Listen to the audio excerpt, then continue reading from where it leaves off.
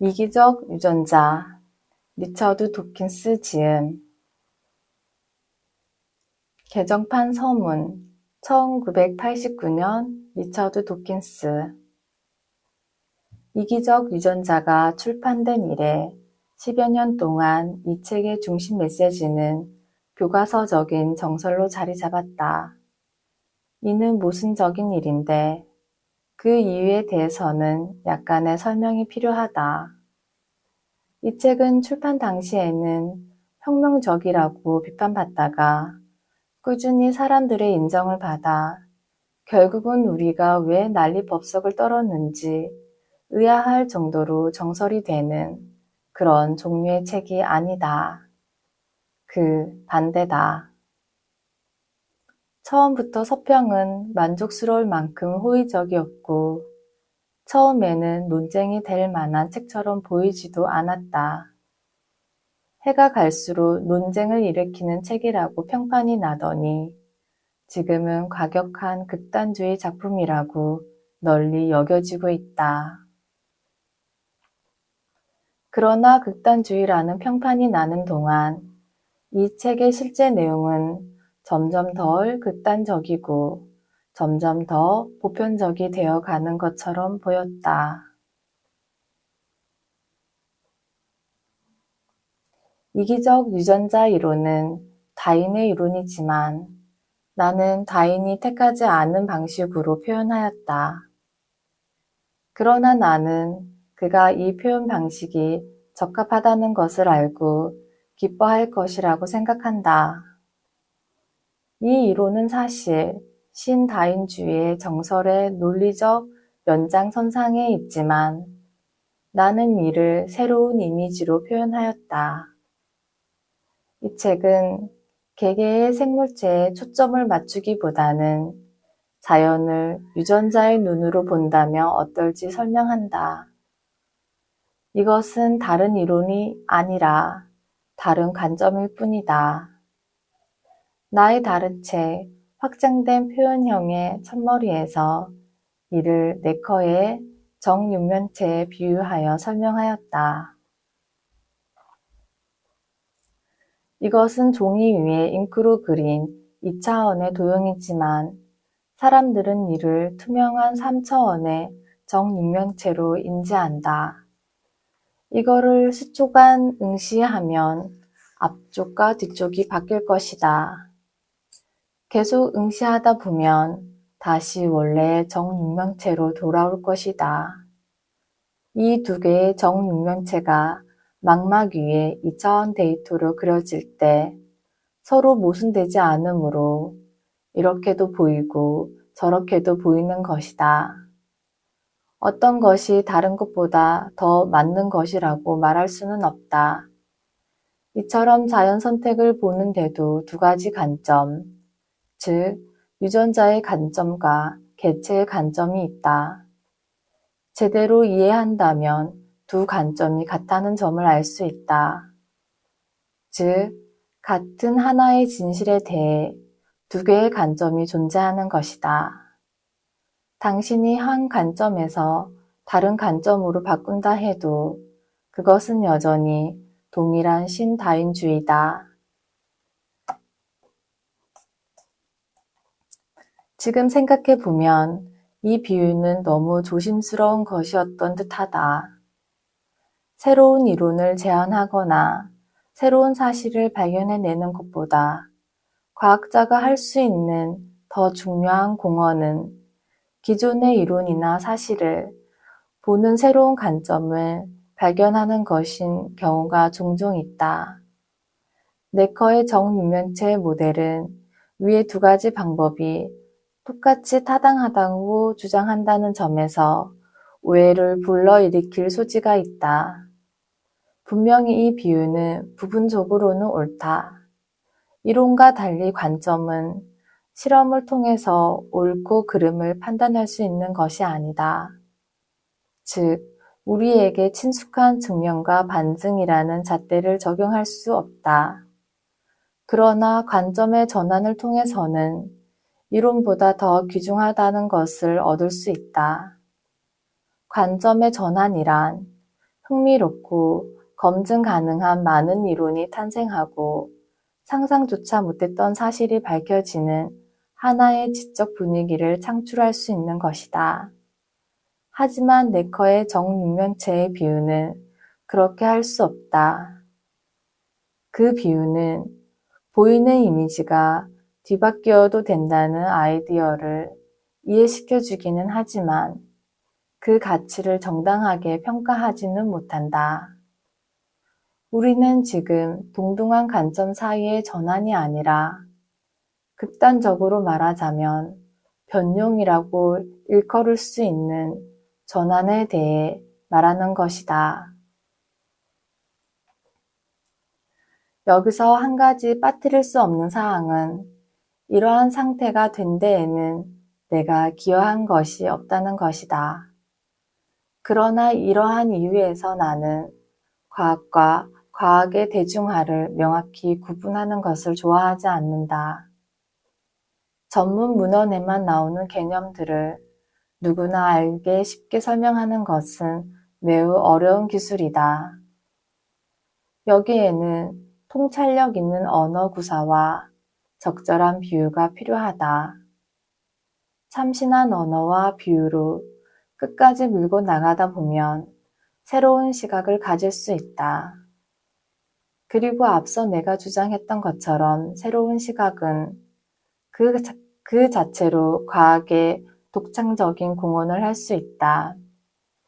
아인슈타인은 대단히 훌륭하게 과학을 대중화시켰는데 나는 종종 그의 생생한 비유가 단지 우리에게 도움을 주는 것 이상의 역할을 하지 않았을까 생각해 본다. 이 비유가 그의 뛰어난 천재성의 원동력이 되지는 않았을까? 다윈주의를 유전자의 관점에서 조명하는 것이 피셔나 그 외 1930년대 초의 위대한 신다윈주의 개척자들의 저작물에 암시되어 있기는 하지만 이것이 명시적으로 표현된 것은 1960년대 해밀턴과 윌리엄스의 저작에서였다. 그들의 통찰력은 내게 비전을 제시하는 것처럼 보였으나 이후에 나는 그들의 표현이 너무 간결하여 그 의미가 충분히 표출되지 못했다는 것을 알았다.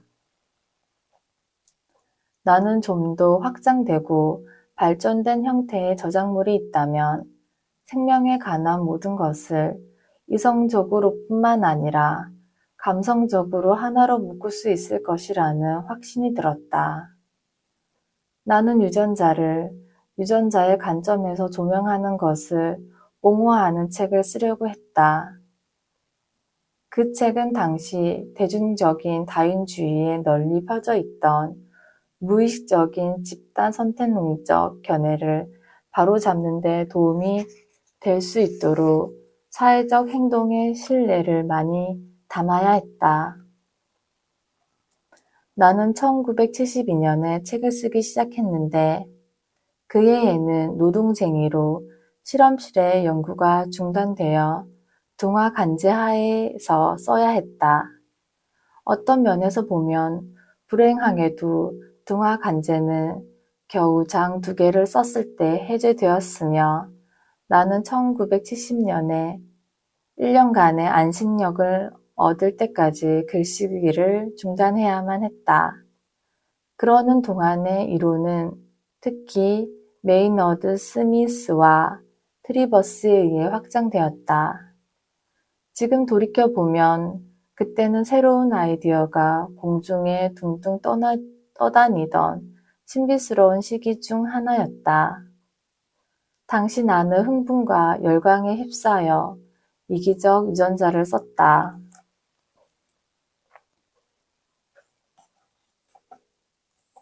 옥스퍼드 대학교 출판부에서는 제 입판을 의뢰하면서 내용 전체에 대한 세부적인 개정은 불필요하다고 이야기했다. 출판부에서 봤을 때 계속해서 개정해야 할 책들이 있기는 하지만 이기적 유전자는 그런 책이 아니라는 것이다. 그 덕분에 출판은 쓰인 당시의 생생함을 간직하고 있다. 그 무렵 해외에는 혁명의 기운이 감돌고 워즈워스의 시처럼 새벽의 축복이 비치고 있었다. 그러한 시대에 태어난 아이를 새로운 사실로 살찌우거나 복잡한 내용과 신중함으로 주름지게 하는 것은 유감스러운 일이다.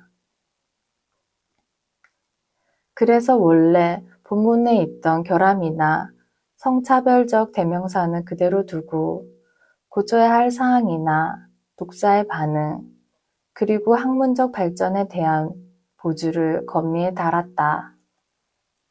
그리고 혁명의 새벽을 불러올 새로운 주제에 대해서는 새로운 장을 덧붙이기로 하였다. 12장과 13장이 그 결과물이다. 이 두 장은 지난 몇 년 동안 나를 가장 흥분시켰던 두 권의 책에서 영감을 얻은 것이다. 하나는 로버트 엑슬로드의 협력의 진화인데 이 책은 우리의 미래에 대한 어떤 희망을 제공하는 듯 보였다.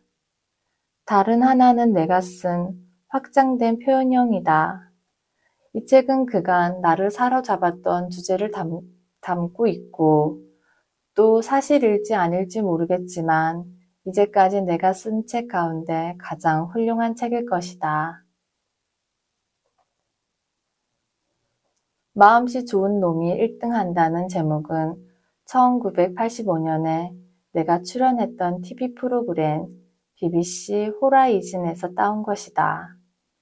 이것은 협력의 진화에 대한 게임 이론적 접근을 시도한 50분짜리 다큐멘터리로 제러미 테일러가 제작하였다.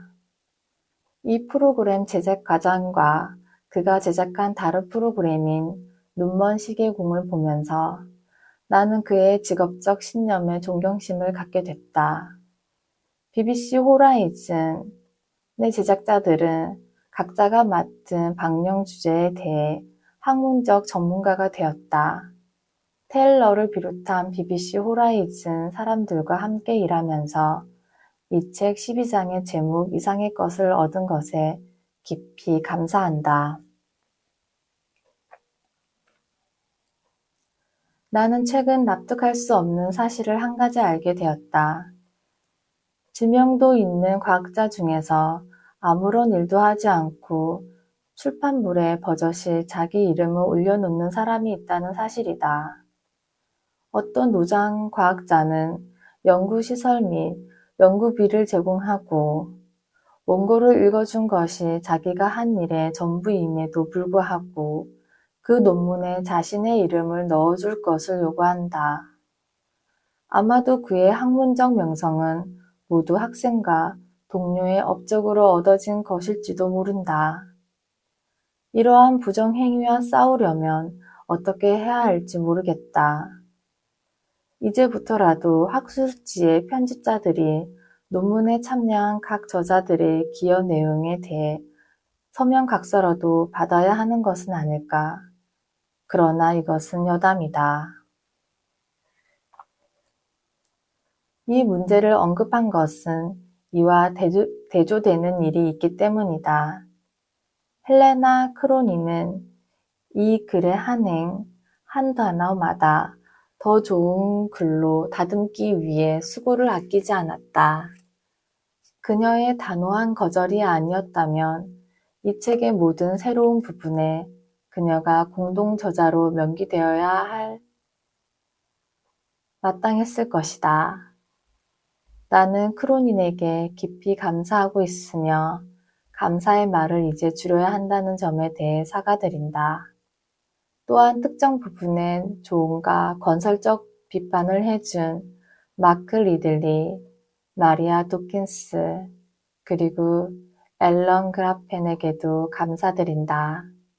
나의 변덕과 게으름을 기꺼이 참아준 토머스 웹스터와 힐러리 맥글린을 비롯한 옥스퍼드 대학교 출판부 여러분에게도 감사의 말을 전한다. 1989년 리처드 도킨스